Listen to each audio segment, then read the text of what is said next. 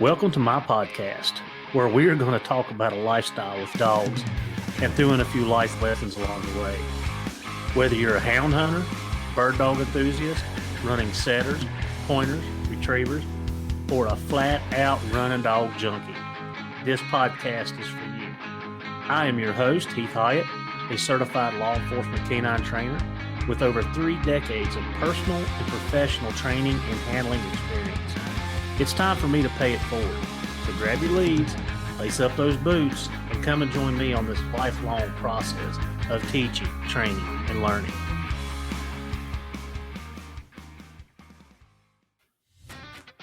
Are you looking to unlock your dog's full potential and give them the best nutrition possible for peak performance? Then look no further. Inukshuk has what you're looking for. Inukshuk's nutrient-dense formulas are crafted to keep your dog's energy high and performance top-notch. Packed with premium proteins and essential fats, Inukshuk delivers the balanced nutrition your dog needs to thrive. From hunting dogs to police canines, Inukshuk is trusted by professionals. Give your dog the power of peak performance with Inukshuk professional dog food. I'm down. All right, everybody, welcome back to What's Up Wednesday, where we get all our dog knowledge. And today we're going to have a guest with us, so you don't have to listen to me ramble for 30 minutes by myself. So I met Jason at Autumn Oaks. He was showing a little dog called Magic Sauce. 4-month-old puppy at the time? Yes, sir. At the time, he's 4 months. Yeah, he was 4 months old, and the dog caught my eye. He was put together. Structure was right, conformation, everything that I'm looking for in a dog, the pup had it.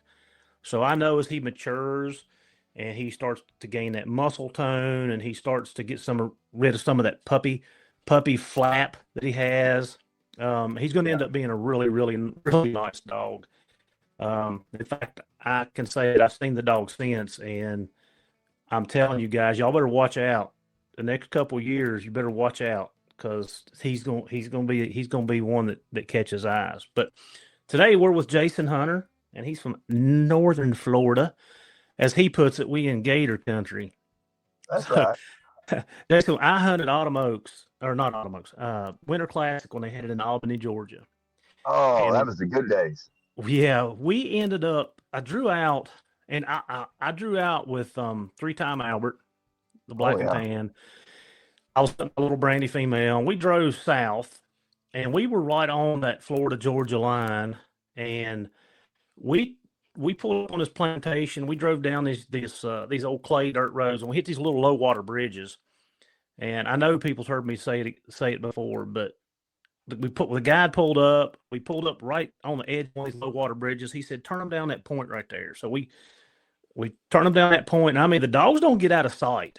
Like, they do not get out of sight, and you just hear splash, splash. I mean, they're in water. And off of that drop, we ended up treeing. Brandy ended up treeing. I think the dog split, but Brandy ended up treeing, and she was literally stretched out up on the tree, had her front paws up on the tree, and everything from her armpits down was underwater, and everything up. Now, listen, I'm from the mountains. Like, we don't get wet hunting unless you have to cross a creek for some reason, and there's a way to get around it somewhere. So I'm soaked, my dog's soaked, and then the guide tells us, "Hey, just so you know that there's gators in that water." And I'm like, "Well, why are we turning our dogs in it? Like, for the love of Pete, like, why?" But anyway, I've had that experience, and I did not like it. The next drop, we ended up going to a pecan orchard, and we dumped in a pecan orchard. So we got out of that water because, for me, I don't mind wrestling bear, whatever, but I don't want to fool with a gator. Something I can't see in the water, right? And I don't want my dog being gator bait. So, yeah, well, I understand what you're saying. It happens, and it happens a lot more than people think. It actually happens, unfortunately, too much. There has been 2 really good dogs over the past few years in some PKC hunts down here that have been caught in state hunts or big hunts. and were never found. One of the best hounds I was ever in the woods with, a gentleman by the name of Gary Langford owned. And my gosh, this dog was a coon dog. He named him Jake. My dad had a dog at the time named Girl. Jake and Girl, boy, they were head and head all the time, head to head. Well, Dad asked, or Mr. Gary asked Daddy if he'd like to go to South Florida, go to a coon hunt with him. Daddy said, "No, I don't think so. I don't like hunting down there." He said, "Gary, them gators is bad down there." "Oh, come on, Wayne." Well, no, Dad didn't go. And unfortunately, Jake got ate by a gator that night. And it's just, man, you never know when it's going to happen. You know, when I was growing up, Heath, we never really thought about it or worried about it. But the population's gotten thicker. It's gotten a little worse, especially right now. The water is receded from all them hurricanes that we had. And so now we have pockets of water. Our rivers are as low as I've seen them in 30 years. And when you do that, that takes a population of the gators and puts them in certain areas. Well, what do you think it does to the raccoon and the deer and everything else? Mm-hmm. They all need water. Yeah.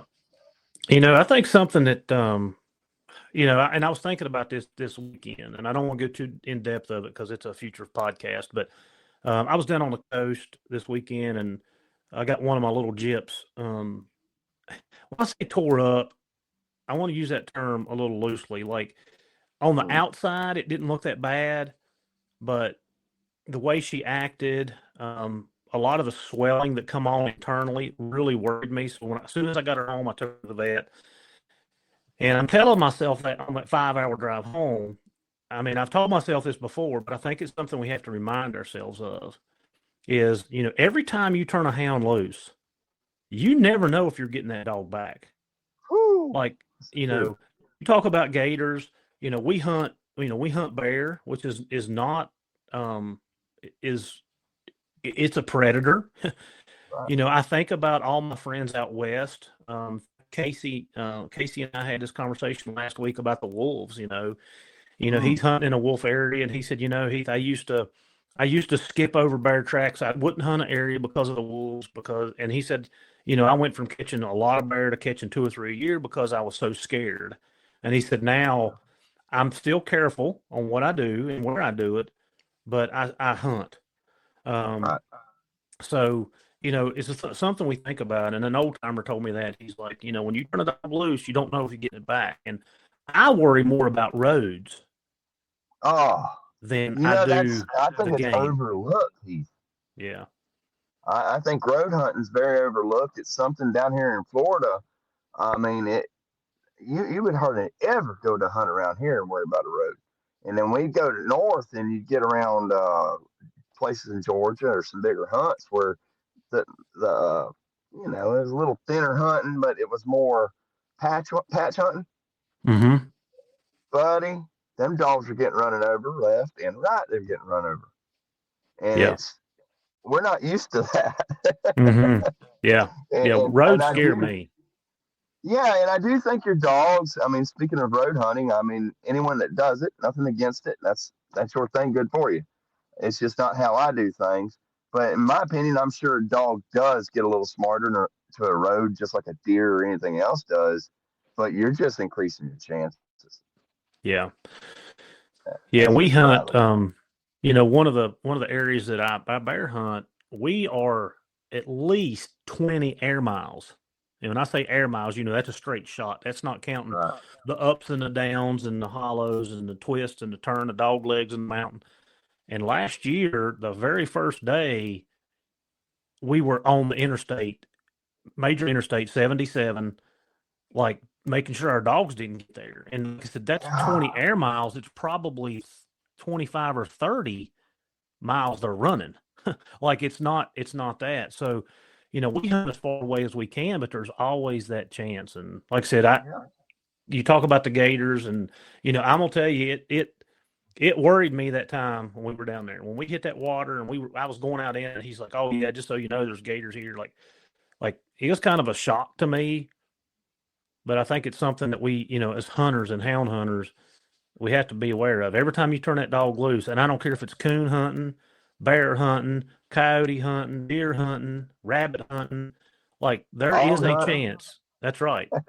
There is a chance that you don't see that dog again, or something happens to that dog. And I know the Garmin's, I know the GPSs have definitely, for me, um, made it where I feel a lot more secure in some of those areas because I can get around and cut them off and so on and so forth.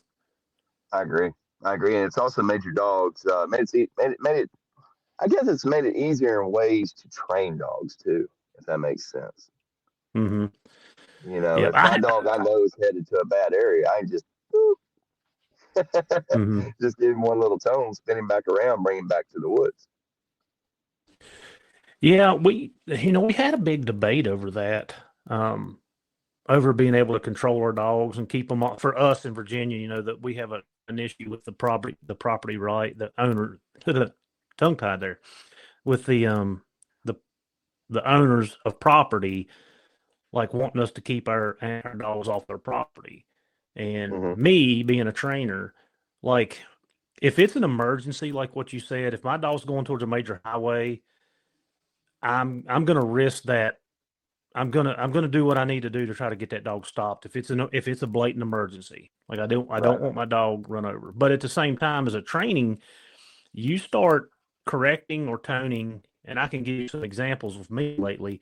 You start correcting that dog on you want him on a coon, and you tone him and tone him and tone him off a coon 2 or 3 times. Well, all of a sudden he's like, well, I don't know that if I want to do this because Dad keeps saying stop when I'm getting going, and this is what I want to do. So you're sending confusing messages to the dog.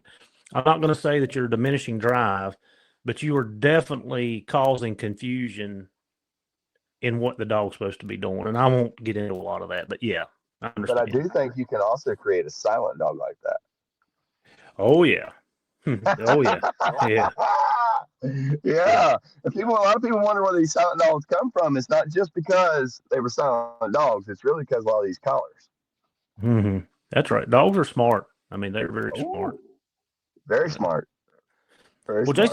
Jason, tell just for me, because I don't even know what got you in hounds, and tell us a little Oh bit man. about your journey or your story there.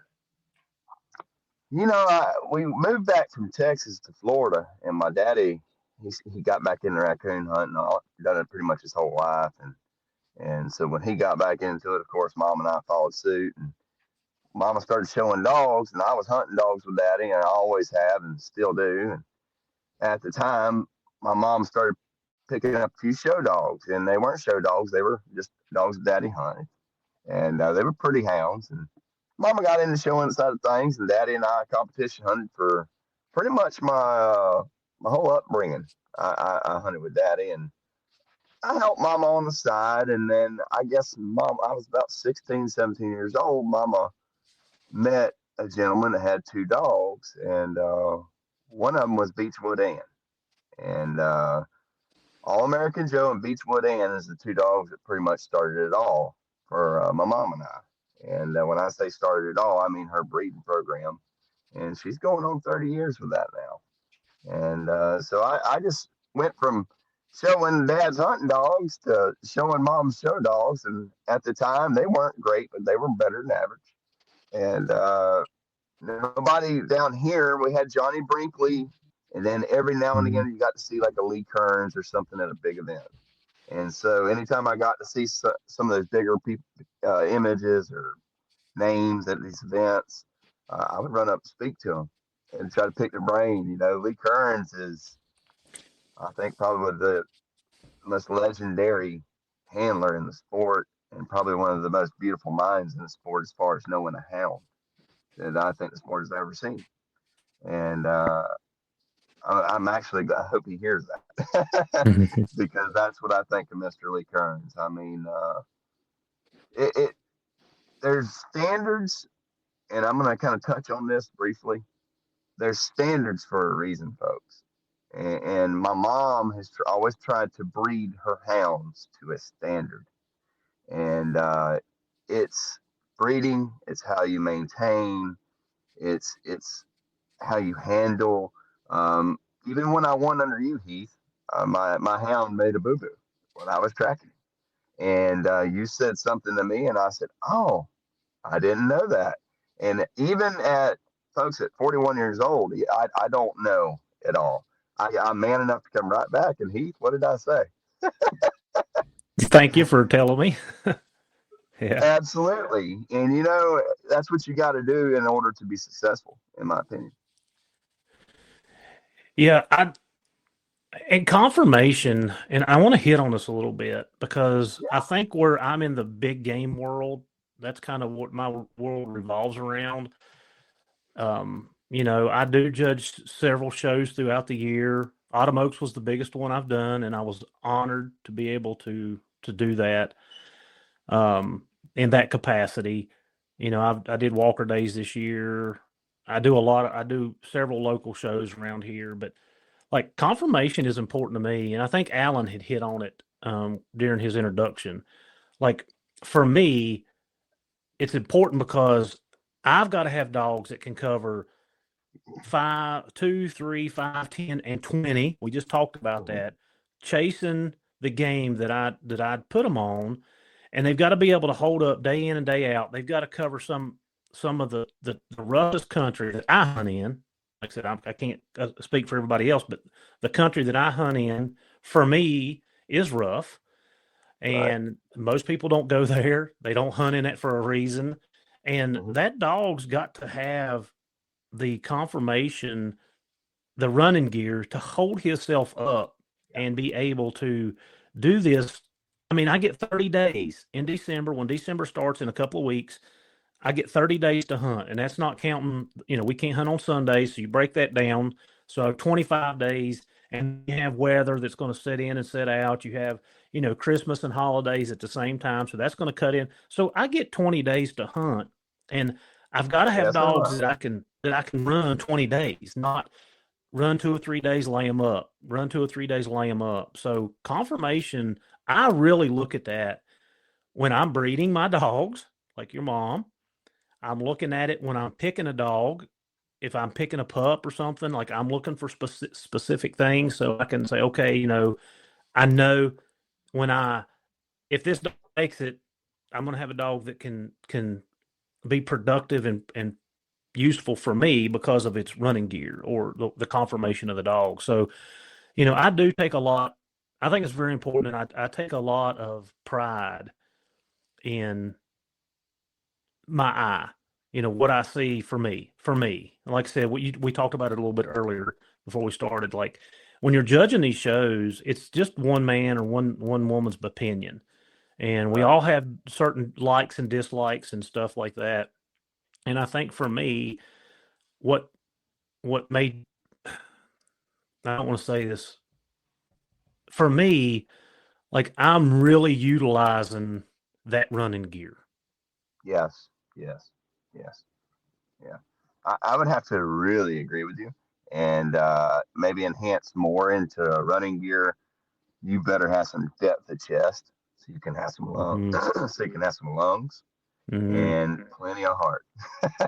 You got to have room in that chest cavity, and I'm going to tell you, Heath, and it's not just in the tree walkers; it's in other breeds. And a lot of tree walkers right now, they the same width from the front as they are to the rear. And you can't have that, man. You can't have that. These dogs have to breathe. You have to have a chest. And you talk about durability, drive gear, shoulder. You have to have that stuff. Down here in Florida, you were talking about the water with your female stretched out, water to the armpits. Well, that poor little dog, when she put her feet down, she never touched the ground. She was swimming. So that means that no matter how far she hunted that night, she swam all night long. You have to have, number one, you have to have depth of chest. You got to have good, strong lungs. You got a good, strong heart. You got to have everything working. You got to have that shoulder. You got to have that back. That top line. Top line's a big deal, folks. It is a big deal. These dogs that are higher in the rear end than they are in the shoulder, you better start looking. Something's wrong. If they tilted the other way, you better start looking. Something's wrong. It's not that we're being rude. We're being honest. And, I've always been one. I've told folks, Heath, if you don't want to know the truth, don't come to me. Mm-hmm. It's not because I have a perfect dog, because I do not. I do not have a perfect dog, but I know what a dog should look like. And I have a really, really big problem when I see dogs winning consistently that have severe faults. And that is not something to down a judge or anything like that. It's as a community, we should all hold ourselves responsible. We have standards for a reason. Why is there things happening like dogs? I was DQ'd, not DQ'd, but told at a hunt this year that my dog was crippled. The dog was not crippled, and that's why she wasn't picked. Now, if the dog won and won and won and won in 3 rounds, what happened to the other 3 rounds? Was she not crippled in them 3 rounds? So, I mean, as a community, we have to start holding judges, handlers, everybody responsible for everybody's actions to make this sport better. I mean, you want to breed a good hound, let's talk about good hounds. I mean, there's been some amazing hounds over the years. One of my favorites, Boondocker. Do you remember Boondocker? Mm-mm. Wow, No. man, Boondocker was incredible. He was, folks up there in Pennsylvania had him, just absolutely wonderful hound. Boondocker Queenie was one of the winningest females of all time, but she had it all, man. She had it all, and when you got beat by a dog like that, you walked up there, you shook Miss Vera's hand, and you said, "I seen you, Miss Vera." But Mm-hmm. that dog had the running gear. That dog had the top line. That dog had the color, chest, everything. So, in my opinion, if we want to make everything better in this sport, we have to start going and abiding by standards, whether you're judging or whether you're breeding, Mm-hmm. whether you're handling. If you're a handler, you better know how to set your hound to present that hound correctly. If that hound's a little weaker on the shoulder than it is in the rear, adjust it. There's ways you can adjust things, but you can't fix faults. Yeah, and you hit on a couple things there that are important to me. The chest, I want a good deep chest. The Yeah, drive in the rear end is something else that's important to me because I mean we're climbing mountains. I mean the dogs are going up and down, and I really want a strong rear end um, with good drive to it. So and that and loin coming down. yeah, and I do not, and I'm with you 100% on when you start getting those top lines that are out of whack. I seen one of my buddies has one. One of my buddies has a dog that is a super nice little young dog. Now he's not showing it, okay? He's just big game hunting it. Yeah, But yeah, when that dog's standing on all fours, his rear end's above his shoulders, and I'm like, how I'm going to watch this dog as he continues to grow and stuff, and see how he holds up. right. Because his stride's not going to be right. Like No, his stride can't be right if it's out of whack for me. And I mean, again, I was asked during one of the shows, do I put more emphasis on the ground or on the bench? And I think you just hit on it. If I am a really good handler, I can manipulate faults on the bench. I can twist, I can set, I can turn, I can do these things. So the ground is a big part of it. It's not all of it, but I correct. definitely like to watch a dog on the ground. And I probably I'll put over 50% of the weight on that. For Yeah, me. For me. But like I said, because if you know what you're doing, you can make up for some of those little discrepancies. And a good yeah. handler should. A good handler is going to help his hound. I mean, that's just the way it is. But yeah. Um, but I Well, really like. if you don't have that drive gear, and I mean, you're dealing with bears a lot, right? Mm-hmm. All right. So I've hog hunted since I was young. All right, and if you don't have a dog that's strong, durable, can bust through the woods, and when that bear or hog in our part, when that hog bays up and he's ready to fight, well, you got 3 hounds there. You don't want them to look weak. I like a dog that can move, and Mm-hmm. usually the dogs that can move these are the dogs that are built right. Yeah. Yeah. Yeah. They have to be. And, when I raise a litter of puppies, like, and I have them out here in the yard and they're running around, I'm evaluating how easy that dog moves. Like, does he Yes, glide? Does he exert energy?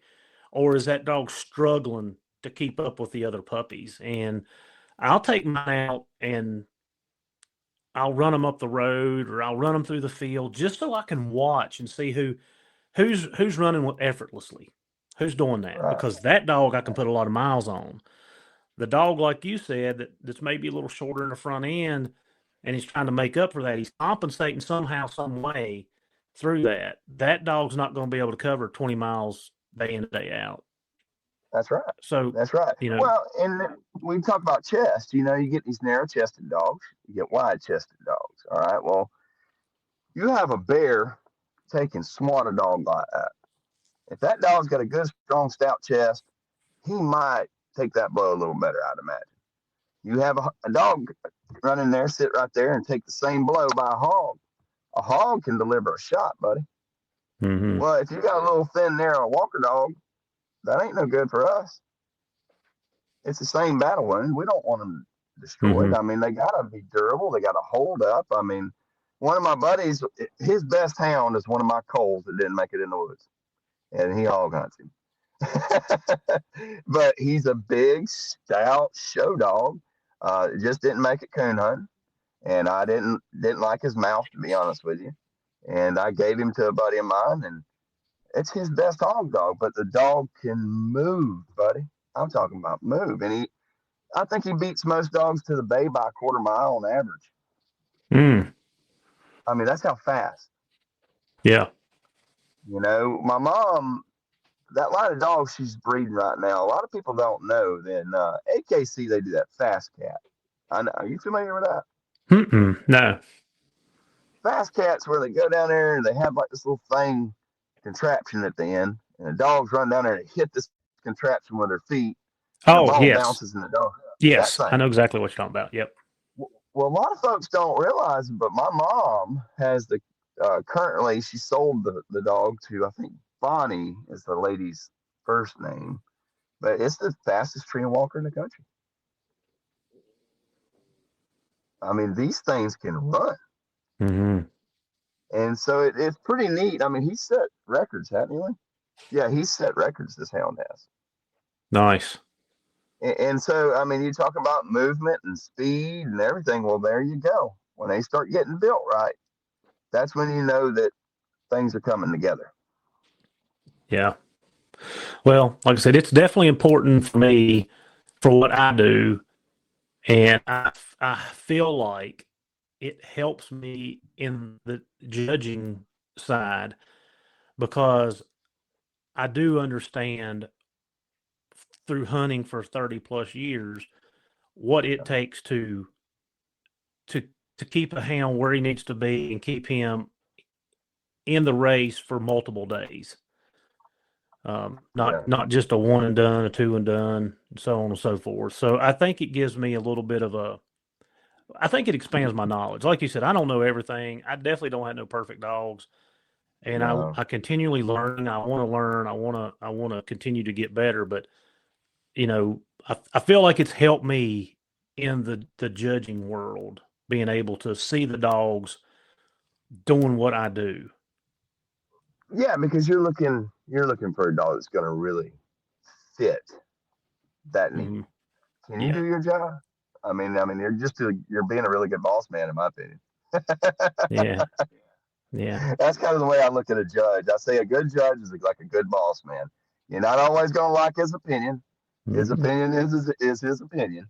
But sometimes you just get a boss that's a little better than everybody else. Yeah.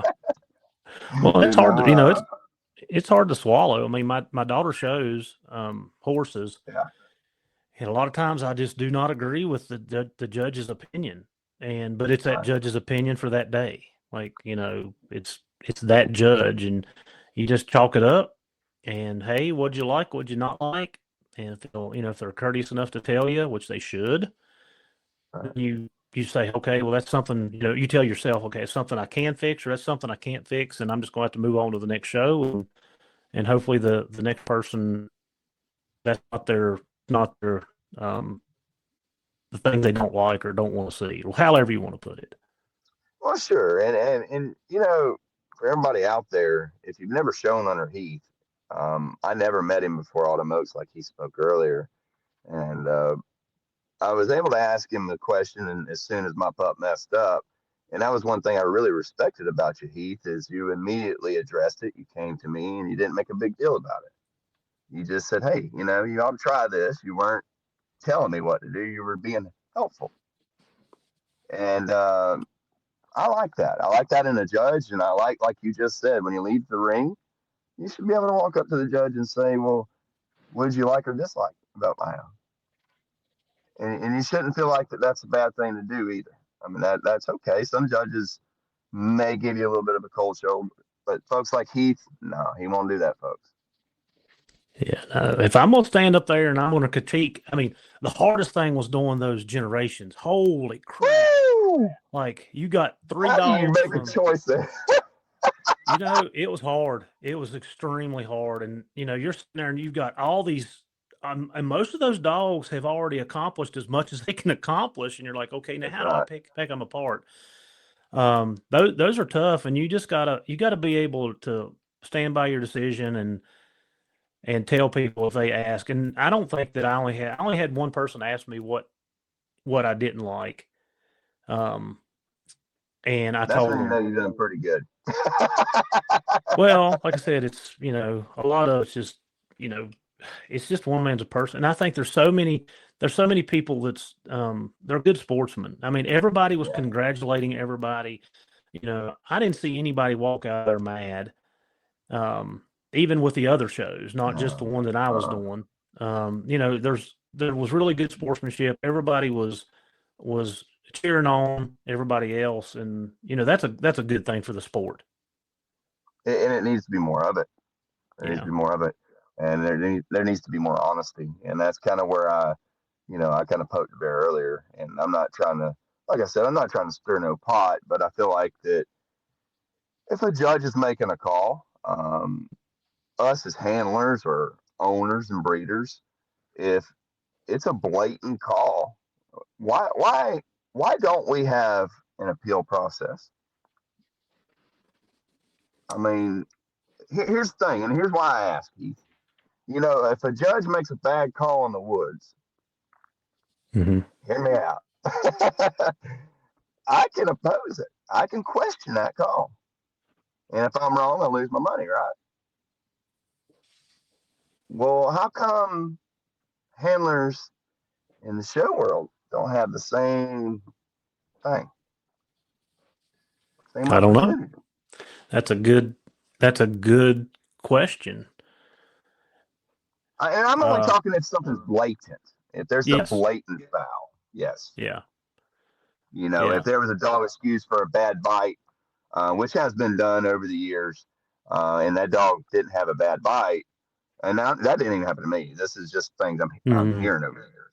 Mm-hmm. But dogs I've seen, and you've seen something was blatant. Well, how come that we don't have that opportunity? We should, in my opinion, and that's something that I hope that Alan and everybody one day considers is maybe there should be an appeal process. I wonder if they've ever been approached with that. I wonder if that's something that's been brought up and talked about. To be honest, I really don't know. I would love to sit down and talk to everybody about it and see if there could be one, because I think that there should at all times, especially the big hunts. At a really big hunt like Autumn Oaks, for instance, things like that, there's enough really, really quality handlers there. Plus, you have Alan there and everybody else. There's Mm-hmm. enough people we can get together and we can say, all right, guys, look at this video. You tell me. Yeah. Or you can pull the dog personally and check the dog. Yeah. So Yeah. I No, think that's something that should be considered. yeah, I don't think that that's a bad idea for me. I mean, like I said, if you have it in the woods, and you know, I don't see, without sitting down and having a lengthy discussion, I don't see the negatives of it. And you're right. Me The bigger either. shows, your world shows, your Automokes, your Winter Classics, um, Grand maybe, Americans. yeah, maybe that's Yeah. something that should be um, talked about. Yeah, I think it's definitely a good discussion for sure. Yeah, and I think it's a good way to keep things honest. I mean, everybody talks about the politics. Well, folks, I'm gonna tell you something. They politics on everything you're gonna do in life. There's politics. Mm-hmm. You're gonna be get beat by it. And if you don't get beat very much, then you're part of the politics. Yeah, yeah, yeah. That's Because the I get truth. beat a heck of a lot more than I ever win. I can promise you that, buddy. Yeah. But and that's not to stoke any fires. I really just would like to see an appeal process. If there's a blatant call, I think there should be something to be done about it. Well, like I said, I think it's a great topic for a discussion for sure. Don't they That's have the right. rules? Don't they have the rules? Uh, was it round table or something? Don't they have that in the spring for the summer? I think so. That's pretty much, I think, a closed deal. I think that Mm-hmm. this should be something that I mean, how many sports this day and time don't have a review? Mm-hmm. I mean, every sport has a panel of some sort, and I Right. mean, I think it'd be cool. I mean, the only sports I don't really see it in two that I've been involved with my whole life, and it's pretty much horses and dogs. Yeah. Yeah. Same thing. Yeah. That's right. So I know if I bring that up in the horse world, I'm going to be shut down the same way, but I Yeah. would still do the same thing in the horse world. Yeah. Well, Jason, do you so you're saying you hunted your dad's dogs. Do you still hunt the dogs that you're showing? Yes, sir. We try to, and I'm going to tell you, it's really hard. And you as a judge, and I'm sure all the years of showing dogs, you will know it is really hard to take a beautiful hound, drop them down here in these Florida woods, let them run in these briars and the water and the mud and all that, and then try to take that same dog and show it against a dog that has a perfect coat and everything. It, if in my opinion, if I'm judging, if I see a dog that's a little duller coat because he's pretty beat up or something like that, no, you're not supposed to knock for that. But if there is very minute things separating one from another, a judge might go with that dog that looks a little bit prettier because he has a better coat. Mm-hmm. And so I don't hunt the show dogs as much, and another reason why is because of the gators. I mean, it's really hard when you get a special show dog. It's hard to hunt these rascals because you're worried about them getting ate. Yeah. Yeah. But no, sir, there is some that have made pretty daggone nice hounds. It's just that mom took that line of hounds and wanted to breed that line of hounds strictly for what she wanted. And my golly, they're tree dogs, and she has a lot of people that hunt them. But I personally do not hunt them. I hunt daddy's hounds. Mm-hmm. He has some pretty daggone nice ones. The big timer dog that came from Dig Brothers, that dog is just a straight up coon hound, and probably one of the best we've been in the woods with. Um, we got some puppies off of him, and I got a few dogs off of Breaking Bad Spider that we had, and he was the CHKC world champion in 18. Just another whirlwind of a hound, and a dog we lost too early. He was a coon dog, buddy. I Mm. think Daddy won something like 14 or 16 hunts or casts in a row with him. I mean, it Nice. was unreal. It was unreal. So, and then I had a litter mate pup to him that done the same thing. We just went on a winning spree together with him and Dad, and had a father and son with the dogs, and we went head to head. He whooped me, Well, but I love to hunt, man. I just love to hunt. I love to fish. yes, I'm with you. So, you have any big plans for the coming year? What you going to do with Mag? With Mag, we got. I love the little dog to death, and I got some special plans with him. And I'm a firm believer you shouldn't show a dog until they're ready. And what I mean by ready is, and I hope everybody's listening to me about this and understands this clearly. I'm not saying you cannot take a young dog and win an overall with it. But when you take a young dog and you take him and you put him against a dog that is 3, 4 years old, and that dog is big, stout, and ready to go, you better make sure your puppy is ready to compete with something of that stature, because there's some hounds out there right now that are absolutely incredible, and they aren't mine. And I don't want to bring him out until I know he's ready. And that may be at the Grand American. He's got a little more tuning that I want to do to him. I'm a firm believer as a handler. When I put that puppy up there, they stand. And it's not by whipping them. It's not by abusing them. It's by them loving it.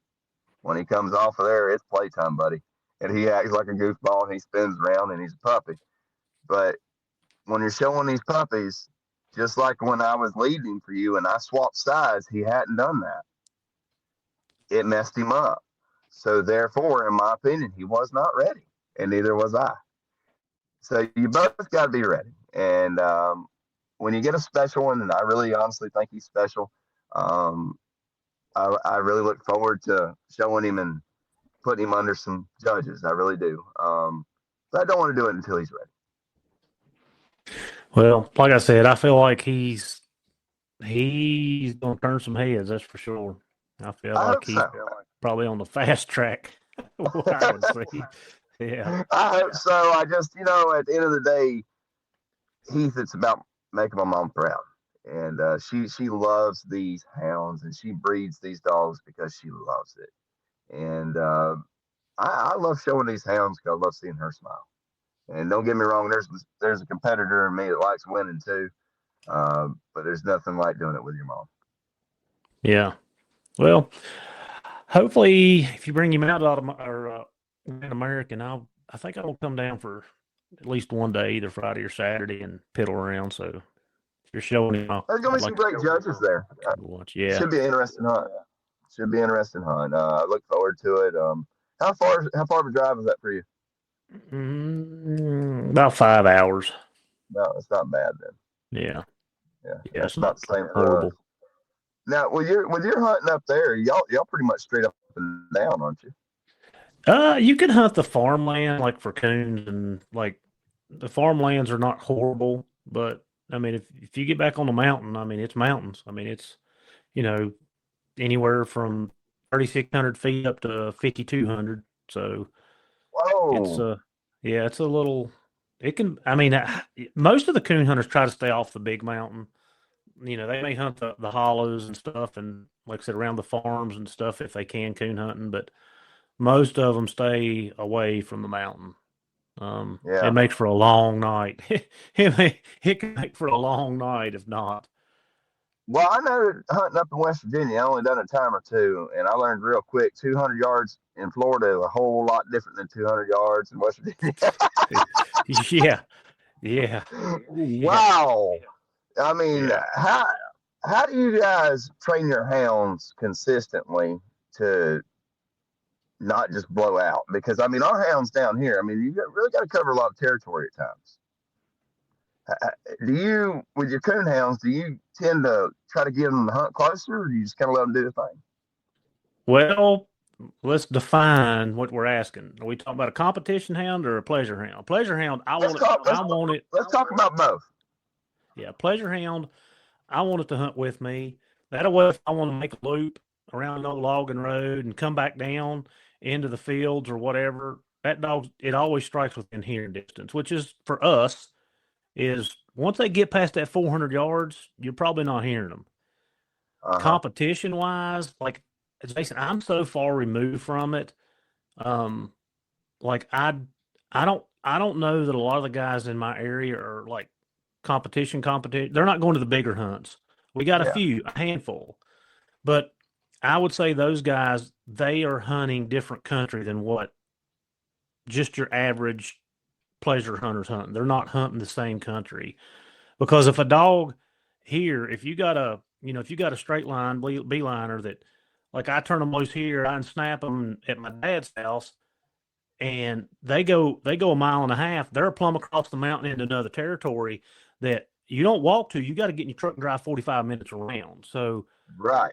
I don't know the answer to that question, because that's not how I hunted when I coon hunted, and that's not how I coon hunt now. I don't, like I said, I don't competition hunt, so I don't know how they're doing it. How do you like to keep your dogs in pocket? Say you're squirrel hunting. Because there's a lot of squirrel hunt. The squirrel hunting is getting really popular, really Mm-hmm. popular. Yeah. Yeah. I don't know much about squirrel hunting. So when you're working a squirrel dog, for instance, how do you like to keep one in pocket?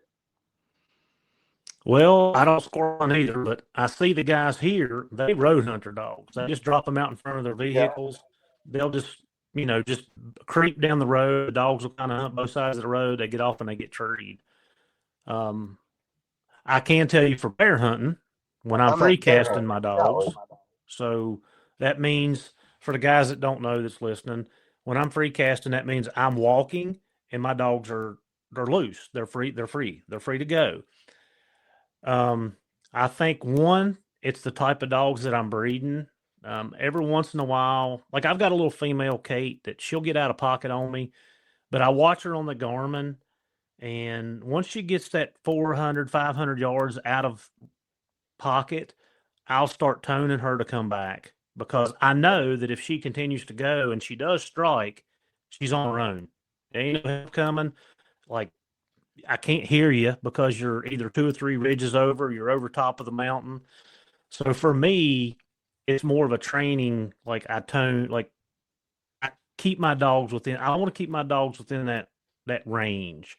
And once you start, once I hunt them with my older dogs who stay in that range, or I just continue to be consistent on, okay, you get to 500 yards, tone, and then they come back, and then they know they can wander this far, and they really don't start to edge out of pocket much. Like I said, I've got one, Kate, I've got to keep an eye on her, because if you don't, like I said, she'll bust out of there, she'll be jumped and treed, and you're like, well, where did she go? Well, she's on the other side of the mountain, treed over there. Somebody's got going to her. So, yeah, that's just how I work. You got to drive all the way around, like you were saying. It depends, yes, or it's a lot of walking.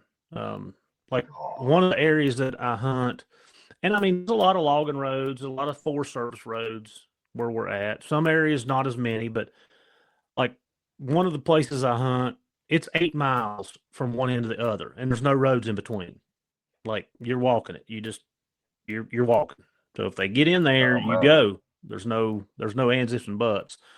I hunt some other areas, which is a 4 mile hike is about average. Like you get in, you can make a big loop through the bowls, or we got a lot of the Appalachian Trail runs through here, so you can hit the AT and cover some ground pretty quick, and it keeps you pretty high up on the mountain, so you can listen down if you need to. So yeah, I mean, like I said, some places, if they go over certain parts of the mountain, you're either going to go back to your truck and drive around, or you're just going to hoof it, and hopefully somebody drives around. It's, we have road guys that stay in the trucks, and they'll keep up with the dogs, keep them out of the roads for us, stuff like that. So if the dogs go around the mountain, they're usually going around already to just find out where they're at or keep up with them. Dad had a dog named Shot, and we were hunting for a fella, and we went up to West Virginia to the Governor's Cup. And I drew out with the nicest gentleman in the world. He guided us and took us to a beautiful spot. And I got looking around, and he said, all right, guys, now down here in this holler, he said, there's going to be a feeder about every 50, 75 yards. There was a feeder. Well, Shot, I don't hunt feeders. Mm-hmm. And Shot, he doesn't really ever hunt feeders. And he knew one thing, and that was to go find a coon and get treed. Well, buddy, first drop, we cut in there. Dogs got treed pretty fast. Shot went in there and got treed right behind them. Plucked them both up. God says, all right, I got another spot we're going to take them to. Well, we go down to this next spot. We drop them down this deep, deep holler. Well, I didn't know what a holler was. I'm Florida boy. I'm a flatlander. But let me tell you something. That little female put a whooping on me in the first 27 minutes of that hunt. And she run down there and she fell treat onto another feeder. Yeah, she racked another one. Shot. Boom. Just blew through her. I said, uh-oh. Walked to her. She had a coon. Well, as we're plussing her up, I'm looking at my Garmin. And I looked at my Garmin and shot to 1,127 yards. And we're in West Virginia, northern West Virginia. And I looked over at the guide. I said, "Hey, buddy," and I didn't know. I don't know nothing about this mountain hunting stuff. I said, "My dog's 1,100 and something yards over a tree." And I said, "I could just faintly hear him." Well, we were on top of a ridge, and it was, like you say, real high. I don't know what the true height was, but it was high. And we got to the top of that ridge, and you could faintly hear like a huff of that dog treeing. And we walked for 4 hours to go get that dog. Walked over, I treed him in. They all heard him. I treed him in. We ended up having high scoring dog. When I got into that tree, we all laid down. That fella said, "Son, where was it you said you was from?" I said, "Florida." He said, "Don't you ever bring that dog back to West Virginia again." Oh, yeah. I won't never. Buddy, I tell you what, I found out real quick you don't have a dog blow through the country up there. It's different. It's definitely different for sure. Yeah. I couldn't, I don't want, for me personally, that's not, well, in my style of hunt, like I said, I'm bear hunting. I'm not competition hunting. That you just can't. Like, you can't. Yeah. And I have had dogs in the past that, and when I felt lazy on days, I could turn them down a holler and let them hunt it out. And if it was a bear in there, they come out with, kind of like coon hunting for bear. You just kept up with them, and if there was a bear there, they'd bring it out of there, and if not, you just pick them up on the other end of it. I mean, I have hunted that way some, so I don't have anything presently. What originally got you into bear hunting? What got you started? Just a guy, shot a bear on a lease that we had, and I called a buddy that had bear dogs to track it down because we couldn't find it. And when he brought all those dogs up on the mountain, and they just started roaring, like, I was hooked immediately. I didn't even know what was going on, but I loved it. The adrenaline, the adrenaline of it. I loved it. So, yeah, the sound of the hound, huh? That's right. Been doing it ever since. Yeah. People, if you've never been, you need to try it. You need to try it. The sound of the hound is beautiful, and it's not about the end result that most see. Mm-hmm. It really is about enjoying the sport and the hound. I mean, it's beautiful. Mm-hmm. Yeah, for sure. Well, Jason, before we cut it out of here, anything you want to leave us with? Any words of wisdom? Anything you want to throw with the folks? Words of wisdom. I tell you, just words of wisdom is, folks, just get used to being beat. If you're going to show dogs, if you're going to hunt, if you're going to competition hunt or anything like that, if you're out there always playing victim saying you're the one getting screwed, you're the one that's probably got the problem. I'll tell you that. I just really feel like every now and again in certain shows, I think that we should have a panel. We should have a panel. It should be just as fair in the woods as it is in the show ring. But overall, usually when you get beat, it's just by different opinions. So don't always get your feelings hurt. And if you got a question, ask somebody.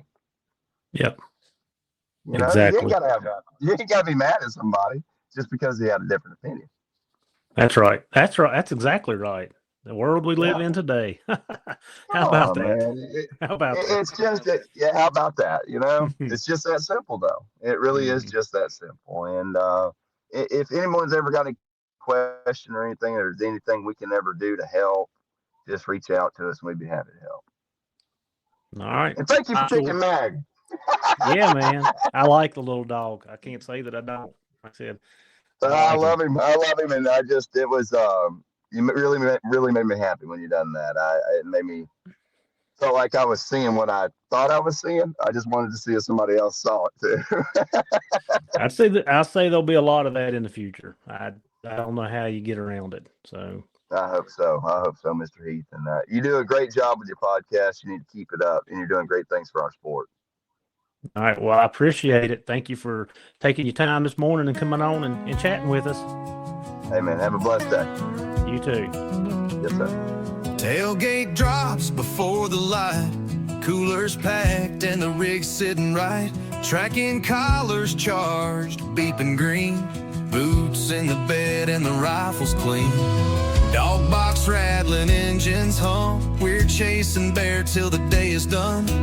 Old ring barking like he knows what's near. Nose to the wind, tail full of cheer. From the Virginia mountains to the Carolina clay, we're burning fuel in miles each day. Every turn's another tale.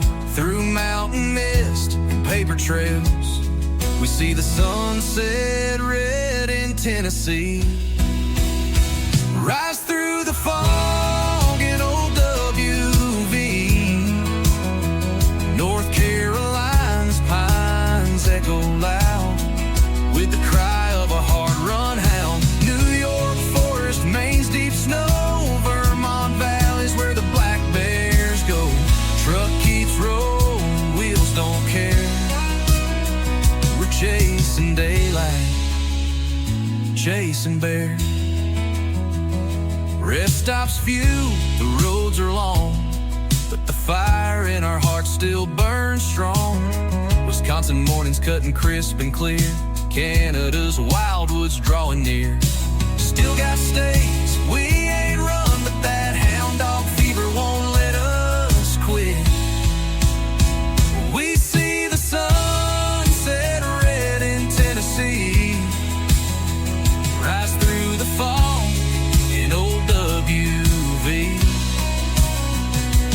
North Carolina's pines echo loud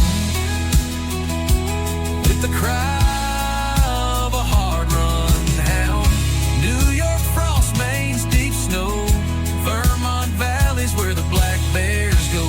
Truck keeps rolling, wheels don't care. We're chasing daylight, chasing bear. Gas station coffee, Alpha XL on the dash.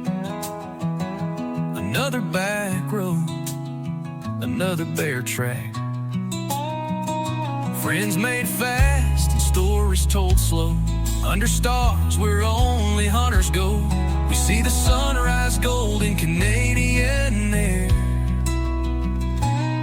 And it sets on a trail down in Appalachia. Packing steel and leather, grit and care. We're built for the road and chasing bear. So load the dogs and slam the gate. There's a trail ahead, we won't be late. From dawn to dusk, we're always there. Chasing daylight, chasing them bears.